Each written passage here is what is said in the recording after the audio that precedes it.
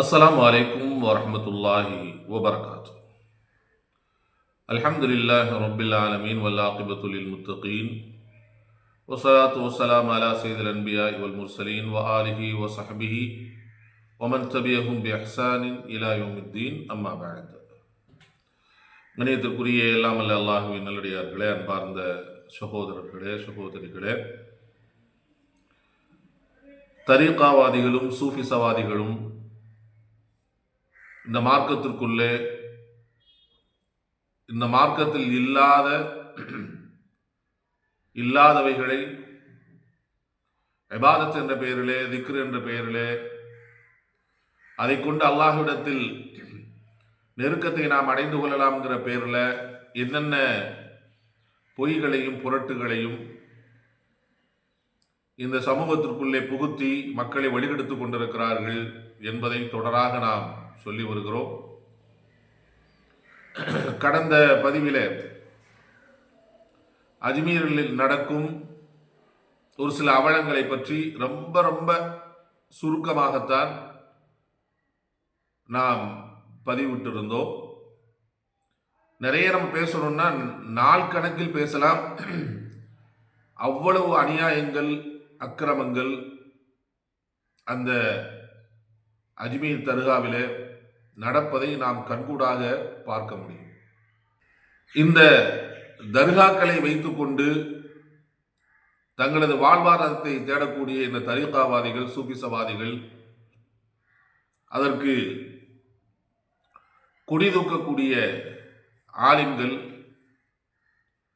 மக்களை வழிகெடுப்பதற்காக வேண்டி அவர்கள் சொல்லுகிற மிக முக்கியமான ஒரு விஷயம் என்ன அப்படின்னா, அவுலியாக்களாக அடங்கப்பட்டிருக்கக்கூடியவர்கள் கபருக்குள்ள உயிரோடு இருக்கிறாங்க,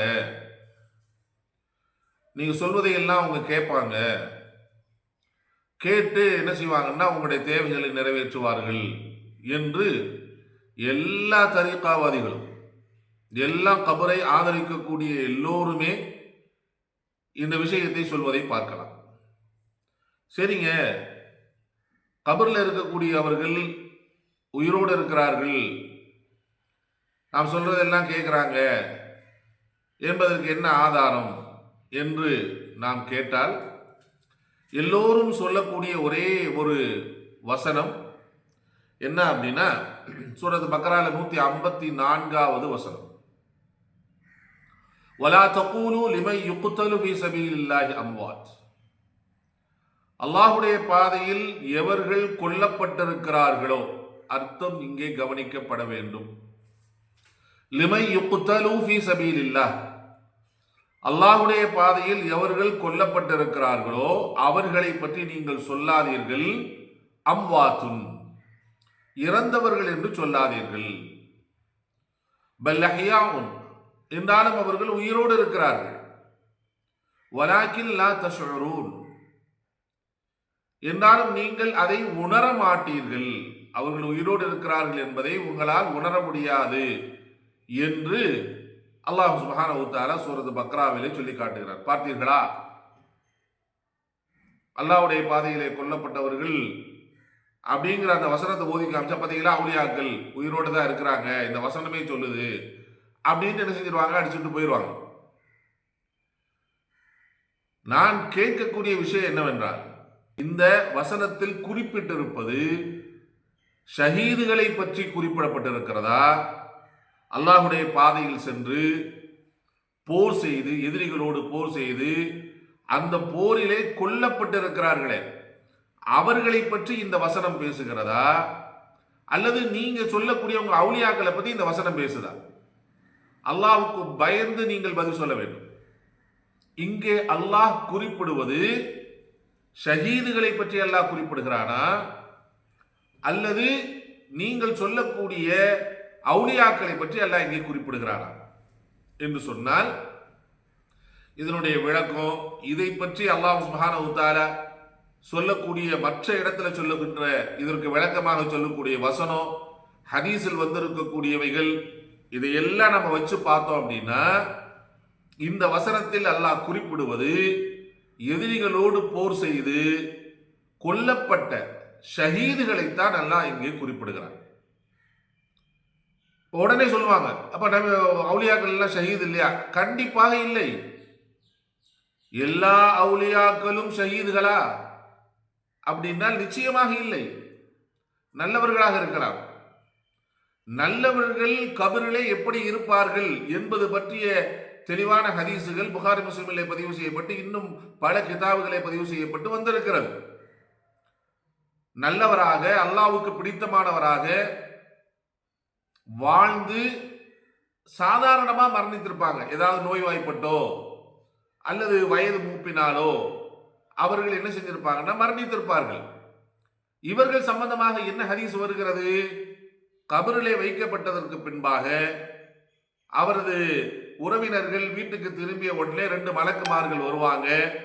வந்து அந்த முன்கண்ணுக்கு 2 மலக்குமார்கள் அவரை உட்கார வைத்து 3 கேள்விகள் கேட்பார்கள். மன் ரப்புக்க மா தீனுக்க ஒமன் நபியுக்க என்று சொல்லக்கூடிய இந்த 3 கேள்வியை கேட்பாங்க. இந்த 3 கேள்விக்கும் அவர் சரியாக பதில் சொல்லிவிட்டால் வானத்திலிருந்து அல்லாஹ் சொல்லுவான், எனது அடியான் உண்மைப்படுத்தி விட்டான், எனவே அவருக்கு சொர்க்கத்தின் வாசலை திறந்து விடுங்கள் என்பதாக அல்லாஹ் சுப்ஹானஹு வ தஆலா கட்டளையிடுவான்.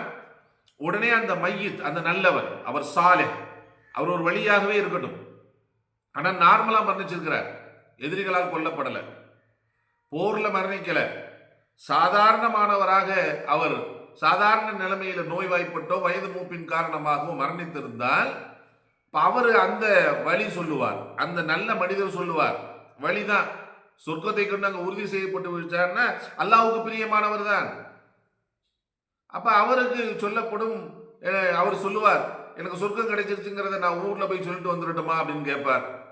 உடனே மலக்குமார்கள் சொல்லுவார்கள், நம் க நௌமத்தில் அரூஸ், புது மாப்பிள்ள தூங்குறது மாதிரி தூங்கு, உனக்கு விருப்பமான இறைவன் நாளை மறுமைக்காக எழுப்பும் வரை நிம்மதியாக தூங்கு என்று அந்த நல்லவர்களை, அல்லாஹ்வுடைய வழியை, அல்லாஹ்வுடைய அவுலியாவை, அப்படியே உங்கள் பேச்சுப்படியே வச்சுக்குவோம், அந்த அவுலியாவை தூங்க வைத்து விடுவார்கள். இது சஹீஹான ஹதீஸ்ல வந்திருக்கா இல்லையா? தூங்க வைத்து விடுவார்கள், அவர் தூங்கி விடுவார். தூங்குவார். எது வரைக்கும் தூங்குவார் அப்படின்னா அவர் மறுமைக்காக அல்லாஹ் எழுப்புற வரைக்கும் கபர்ல அவருடைய ரூஹ் தூக்கத்திற்கு போய்விடும், உடல் அழிஞ்சு போயிடும். உயிர் என்ன செய்யும்னா ஆழ்ந்த உறக்கத்திற்கு சென்று விடும் என்றுதான் நபிகள் நாயகம் ஸல்லல்லாஹு அலைஹி வஸல்லம் அவர்கள் சொல்லி இருக்கிறார்கள். அப்ப இது நார்மலா மரணிச்சவங்களுக்கு, ஷஹீதாக மரணித்தவர்களுக்கு அல்லாஹ் வேறொரு வாழ்க்கையை அல்லாஹ் கொடுக்கிறார். அவர்களுக்கு கபருடைய வாழ்க்கையே கிடையாது, கபரில் அடக்கம் பண்ணிடுவோம். அவர்களுக்கு கபருடைய வாழ்க்கையே இல்லை என்று நபி ஸல்லல்லாஹு அலைஹி வஸல்லம் சொன்னாங்க. என்ன அப்படின்னா அந்த அவர்கள் அல்லாஹ்விடத்தில் உயிரோடு இருக்கிறார். அதை பற்றித்தான் அல்லாஹ், அது எப்படி இருக்கிறாங்க என்பதை பற்றி நாம் என்ன செய்வோம், இப்ப அடுத்து வருகின்ற ஹதீஸ்ல சொல்லுவோம். அப்ப அல்லாஹ் இந்த வசனத்தில் குறிப்பிடுவது அவுலியாக்களை குறிப்பிடல, ஷஹீதுகளை குறிப்பிடுகிறார். அப்ப உடனே சொல்லுவாங்க, மார்க்கத்திற்காக அல்லாஹ்வுடைய பாதையில நிறைய இபாதத் செஞ்சு அந்த வழியில மரணித்தா அவங்க ஷஹீத் இல்லையா அப்படின்னா ஒருவேளை ஷஹீதா இருக்கலாம், ஆனால் உண்மையான ஷஹீதாக அவர்கள் ஆக முடியாது. இந்த இந்த அல்லாஹ் சொல்றான்ல பல் அஹ்யாவுன் என்று சொல்கிறானே, இந்த லிஸ்ட்ல அவங்க வர முடியாது. ஏன்னா நபி ஸல்லல்லாஹு அலைஹி வஸல்லம் பல விஷயங்களை என்ன செஞ்சிருக்காங்க, ஷஹீதுன்னு சொல்லியிருக்காங்க. மன் குத்தில தூன மாலி, ஒருத்தர் வீட்டுக்கு திருட வர்றான், அவங்க கூட சண்டை போட்டு தன் பொருளை காப்பாற்றக்கூடிய விஷயத்தில் ஒருத்தர் கொல்லப்பட்டு விட்டார், நபி ஸல்லல்லாஹு அலைஹி வஸல்லம் ஷஹீதுன், அவர் ஷஹீத் என்று சொன்னார்கள் நபி ஸல்லல்லாஹு அலைஹி வஸல்லம். மன் குத்தில தூன இறுதி, ஒருவன் தன்மானத்தை பாதுகாப்பதற்காக வேண்டி ஒருத்தர் கொல்லப்பட்டால் ஃபஹுவ ஷஹீதுன், அவர் ஷஹீத் என்று சொன்னார்கள். காலரா நோயிலே மரணித்தவர் ஷஹீத் என்று சொன்னார்கள். இடிபாடுகளுக்கு இடையிலே மாட்டி மரணித்தவர்கள் ஷஹீத் என்று சொன்னார்கள். அப்ப இப்ப இதெல்லாம் ஷஹீதுனா அப்ப பத்ருடைய யுத்தத்தில் மரணித்த கொல்லப்பட்ட அந்த ஷஹீதுகளும் இவர்களும் ஒன்றா அப்படின்னா இல்ல.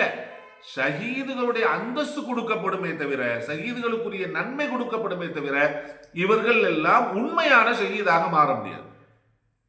ஏன்னா இவர்கள் எல்லாம் ஒருவேளை மரணிச்சுட்டாங்கன்னா இவர்கள் எல்லாம் என்ன செய்யணும் அப்படின்னா குளிப்பாட்டி தொலை வைக்கப்பட வேண்டும், தொலை வைக்கப்பட்டு அடக்கம் செய்யப்பட வேண்டும். அந்த நார்மலா மரணிக்கக்கூடியவர்களுடைய சட்டம் தான் இவர்களுக்கு. ஷஹீதுடைய நன்மையை எல்லாம் கொடுப்பான், ஆனால் உண்மையிலே ஷஹீதுடைய அந்த அந்தஸ்து கிடைக்குமா அப்படின்னா அந்த அந்தஸ்து கிடைக்காது. அப்ப ஷஹீதுகளுக்கு மட்டும் உள்ள அந்தஸ்து எது அப்படின்னு சொன்னா, அவர்களுக்கு அல்லாஹ் சுப்ஹானஹு வ தஆலா கபருடைய வாழ்க்கையை வைக்க மாட்டான். அடக்கம் பண்ணிடுவோம், ஆனா அவங்களுடைய ரூஹ் எங்க இருக்காது அப்படின்னா கபர்ல இருக்காது. எங்க இருக்கும்? அல்லாஹ் இடத்துல இருக்கும். அதைத்தான் அல்லாஹ் இந்த குர்ஆன் வசனத்தில் குறிப்பிடுகிறான். நீங்க தஃப்சீர்ல இப்னு கஸீர் எடுத்துக்கோங்க, தஃப்சீர்ல குர்துபியை எடுத்துக்கொள்ளுங்க, என்னென்ன தஃப்சீர் இருக்கிறதோ அத்தனை தஃப்சீர்களை நீங்கள் எடுத்துக்கொள்ளுங்கள். இந்த வசனம் அந்த ஷஹீதுகள், அல்லாஹ்வுடைய பாதையில் போர் செய்து அதில் கொல்லப்பட்ட ஷஹீதுகள் அல்லது அதில் காயப்பட்டு அந்த காயத்தில் ஒரு நாட்கள்ல காயத்தின் மூலமாக மரணம் அடைந்திருப்பார்கள் அல்லவா, அந்த ஷஹீதுகளை பற்றி தான் இது குறிப்பிடுகிறதே தவிர நீங்க நினைக்கக்கூடிய உங்க அவுலியாக்களை பத்தி குறிப்பிடல. ஏன்னா நான் கேட்கிறேன், நாகூர்ல அடங்கப்பட்டு இருக்கக்கூடிய நீங்க அவுலியா என்று சொல்கிறீர்களே, அவர் எந்த போரில் மரணம் அடைந்தார்? அவர் உயிரோடு இருக்கிறதுக்கு ஒருவேளை நல்லவராக இருந்தால் அவர் கபரிலே தூங்கி கொண்டிருப்பார், அவருடைய உயிர் தூங்க வைக்கப்பட்டிருக்கும். நீங்க சொல்றது எங்க கேட்காது. ஏர்வாடியில அடக்கம் செய்யப்பட்டவர் எந்த போரிலே ஷஹீதானார்? அஜ்மீர்ல அடங்கப்பட்டிருக்கக்கூடியவர் எந்த போரிலே ஷஹீதானார்? இன்னைக்கு நீங்க தமிழகம் முழுவதும் இந்தியா முழுவதும் அவுலியாக்கள் என்ற பெயரிலே தர்காக்கள் வைத்திருக்கிறீர்களே, அந்த தர்காக்களில் அடக்கம் செய்யப்பட்டவர்களில் 100க்கு எத்தனை பேர்கள் அவர்கள் ஷஹீதுகளாக இருக்கிறார்கள்? எந்த போரில் அவர்கள் இஸ்லாத்திற்காக மரணம் அடைந்தார்கள்? அவர்களை இந்த வசனத்தை சொல்லி உயிரோடு இருக்கிறார்கள் என்று சொல்லி மக்களை ஏமாற்றுகிறீர்களே. அல்லாஹ்வை பயப்பட வேண்டாமா? அல்லாஹ் சொல்கிறான், இன்னல்லதீன யக்துமூனல் கிதாப இன்னல்லதீன யக்துமூன மா அன்ஸலல்லாஹ் மின் பஅதி மா பய்யன்னாஹு லின்னாஸி ஃபில் கிதாப். அதே சூரத்துல் பக்ரால இந்த வசனத்துக்கு அடுத்து வரக்கூடிய வசனத்தில் அதான் சொல்றான், எவர்கள் அல்லாஹ் குர்ஆனில் அவருடைய வேதத்தில் தெளிவாக ஆக்கியதற்கு பின்பாகவும் கூட அந்த தெளிவாக்கப்பட்டதை எவர்கள் மறைக்கிறார்களோ உலாய்க யல்அனுஹுமுல்லாஹ், அவர்கள் அல்லாஹ்வினால் லஅனத் செய்யப்பட்டவர்கள். வயல்அனுஹுமுல் லாயினுன், லஅனத் செய்யக்கூடியவர்கள் மலக்குமார்கள் அவர்களை லஅனத் செய்கிறார்கள் என்று கடுமையாக அல்லாஹ் சொல்கிறான் அல்லவா. இதெல்லாம் நீங்கள் அதை சொல்லுகிற ஆலிம்கள் பயப்பட வேண்டாமா? இந்த வசனம் ஷஹீதுகளை பத்தி சொல்லுகிறது. நீங்க அவுலியாக்களை பத்தி சொல்லுதுன்னு சொல்லி மக்களிடத்துல தவறான நம்பிக்கையை ஊட்டி அவுலியாக்கள் நீங்க வர்றதை பார்த்து எதிர்பார்த்து உட்கார்ந்து இருக்கிறாங்க.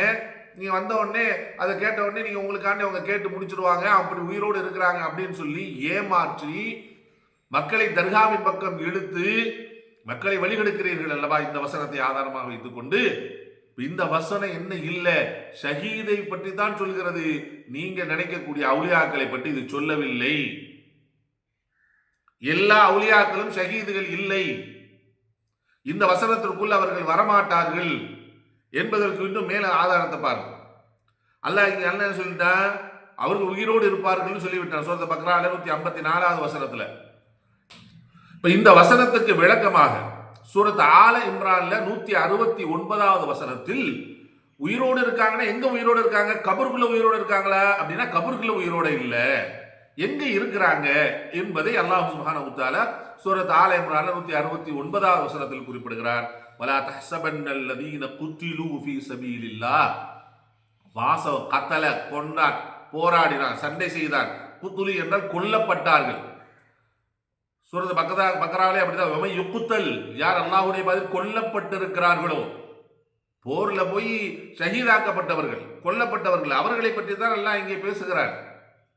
வலா தஹ்ஸபன்னல் லதீன குத்திலூ ஃபீ சபீலில்லாஹ், அல்லாஹ்வுடைய பாதையில் கொல்லப்பட்டவர்களை நீங்கள் நினைத்துக் கொள்ள வேண்டாம். அம்வாத்தன், அவர்கள் மரணித்து விட்டவர்கள், அவர்கள் மௌத்தாக்கள் என்பதாக நினைக்க வேண்டாம்.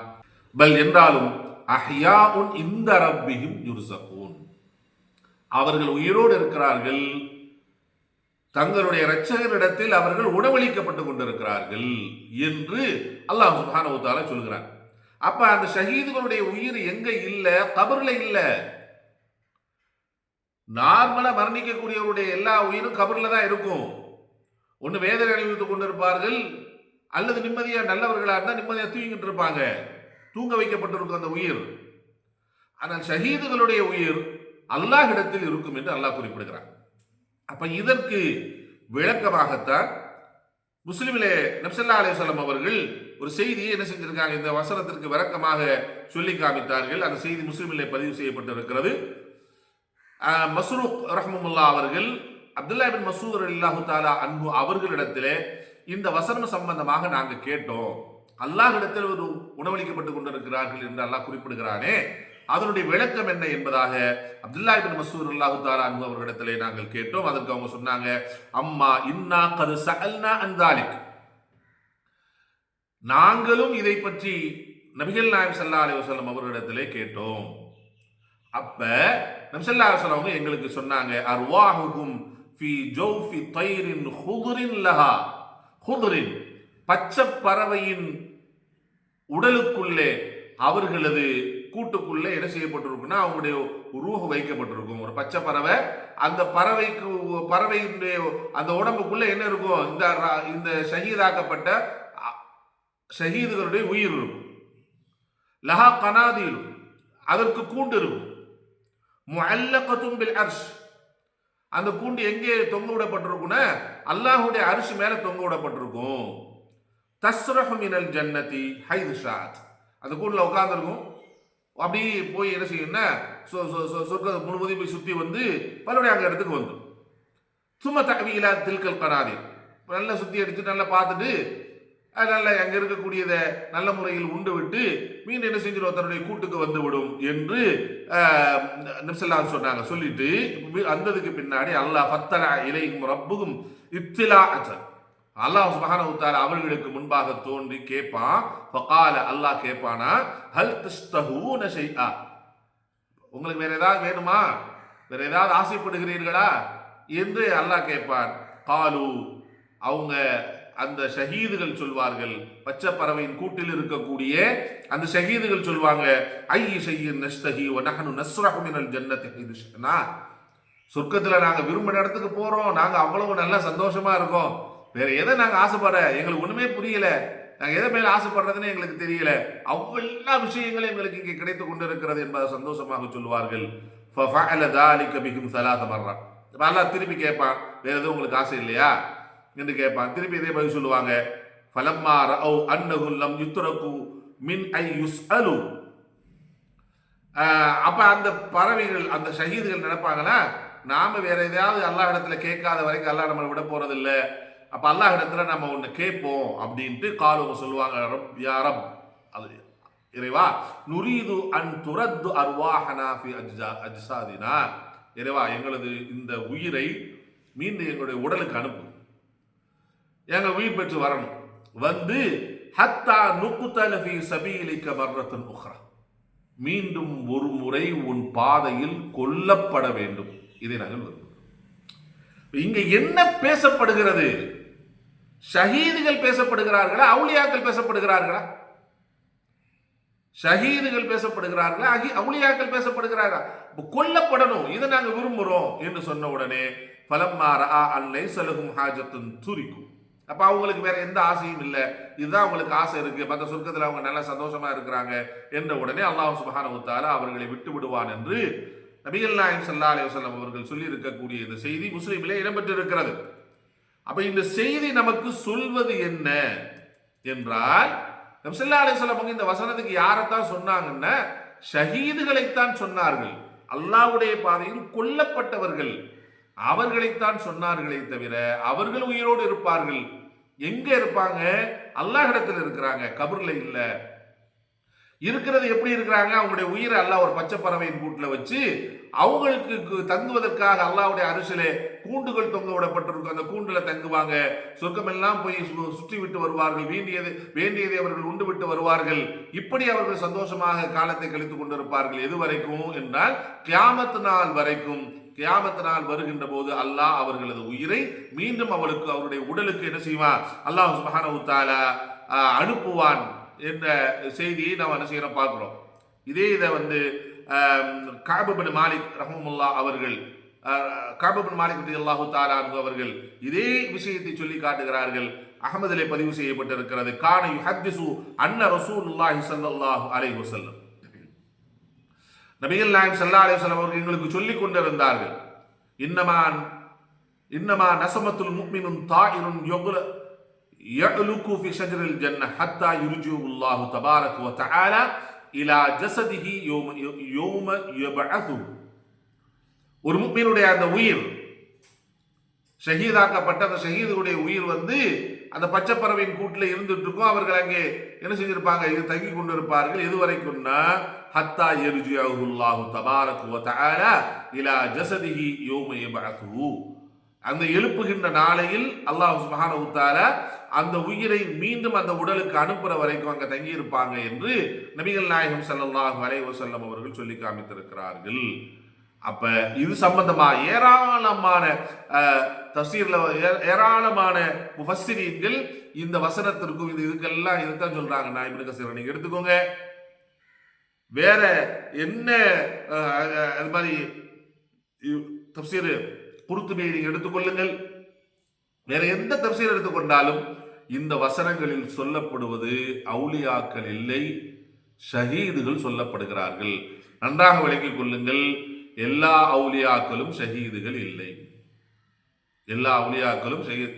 குறிப்பா சொல்ல போனா தமிழ்நாட்டில் இருக்கக்கூடிய தர்காக்களில் அடக்கம் செய்யப்பட்டு அவுலியாக்கள் என்பதாக சொல்லப்படுகிறார். ஏன் முஹீதீன் அப்துல் காதர் ஜீலானியை நீங்கள் எடுத்துக்கொள்ளுங்கள். அவர் ஷஹீதா?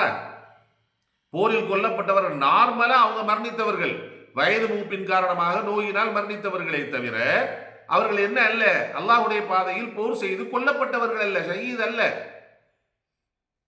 அப்புறம் எப்படி அவங்க உயிரோடு இருப்பாங்க அப்படின்னா, உயிரோடு இருக்க போறதில்ல, தூங்க வச்சிருவான்ல. நல்லவர்களா இருந்தா தூங்க வச்சிருவான். இது அந்த சொல்றாங்களே அந்த ஆலிம் சாக்களுக்கு தெரியாதுன்னு நீங்க நினைக்கிறீங்களா? நல்லா தெரியும். வேண்டும் என்று மறைக்கிறார்கள்.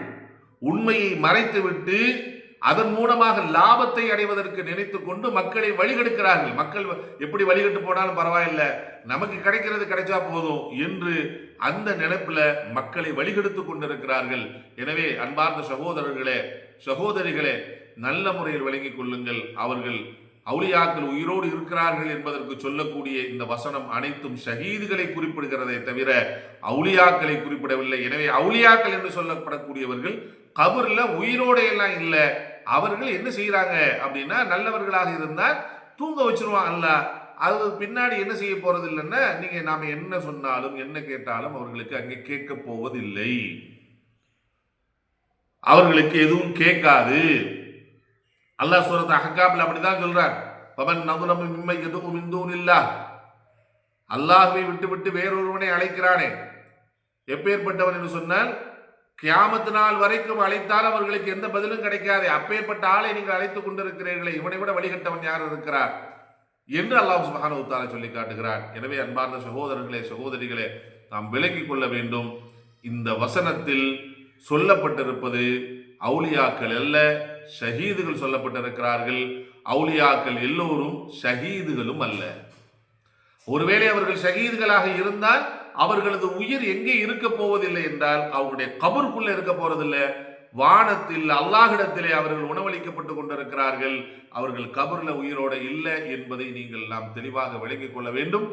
இது சம்பந்தமாக வேற என்ன அவர்களுக்கு தவறான விளக்கங்களை சொல்லி இருக்கிறார்கள் என்பதை சொல்லி காமித்து இன்ஷா அல்லாஹ் நாம் அடுத்து நாம் விளக்குவோம். இந்த வசனத்தை சொல்லி மக்களை வழிகெடுப்பதை விட்டும் அல்லாஹ் சுப்ஹானஹு வ தஆலா அவர்களுக்கு நேர்வழி காட்டட்டும். அவர்களது தவறான இந்த விளக்கத்தை விட்டு இந்த சமூகத்தை அல்லாஹ் சுப்ஹானஹு வ தஆலா பாதுகாப்பானாக. வாஹிரு தஅவானா அல்ஹம்துலில்லாஹி ரப்பில் ஆலமீன். அஸ்ஸலாமு அலைக்கும் வரஹ்மத்துல்லாஹி வபரகாத்துஹு.